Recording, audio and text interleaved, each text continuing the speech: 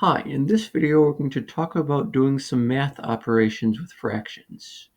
First, we have 6/7 times 9/4. When you multiply fractions, you can multiply the two tops together on the top and multiply the two denominators together on the bottom. 6 times 9 equals 54. 7 times 4 equals 28. However, we always have to make sure that we simplify our final answer. And for this question, 2 is a common factor for both 54 and 28. So we divide both the top and the bottom by 2 to end up with 27 over 14. The only numbers that go into 14 are 2 times 7. Neither of those goes into 27, so we are fully simplified and finished. There is another way we could have done this same question.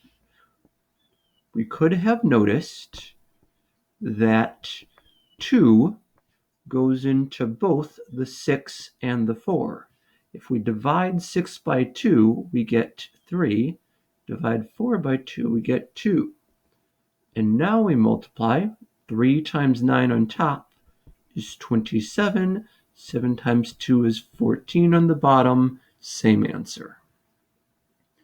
For this next question, we're asked to divide 9/4 divided by 2/5. To divide fractions, the first fraction will stay the same.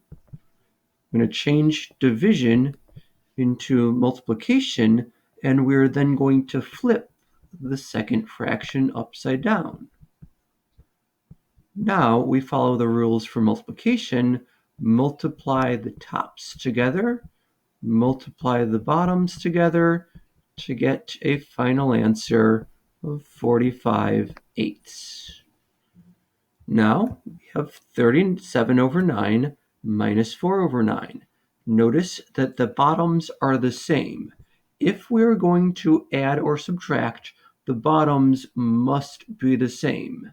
Here they are, and it's going to stay the same. On the top, we're going to subtract 37 minus 4 to get 33 over 9. However, this simplifies more. We can divide both the top and the bottom by 3 to get a final answer of 11/3. For this next question, the denominators are not the same, so before we do anything, we need to make them the same. To find the least common denominator, we want to find the smallest number that both 8 and 6 go into. Let's see, 6 does not go evenly into 8.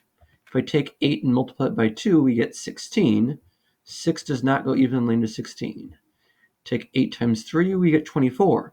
Oh yes, 6 does go into 24, so what we will want to do is make both denominators into a 24.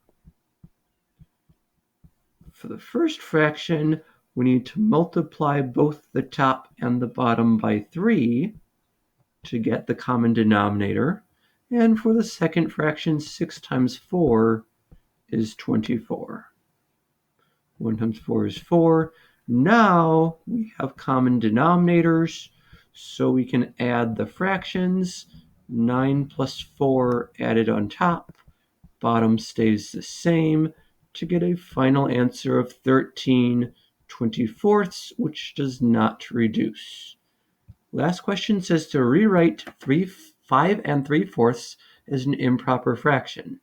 To do that, the denominator, the 4 that's on the bottom, is going to stay in the bottom. And the top, we're going to take this 4 times it by the 5, and then we're going to add the 3. In other words, 4 times 5 plus 3, which means we have 20 plus 3 over 4 for a final answer of 23/4. Thanks for watching.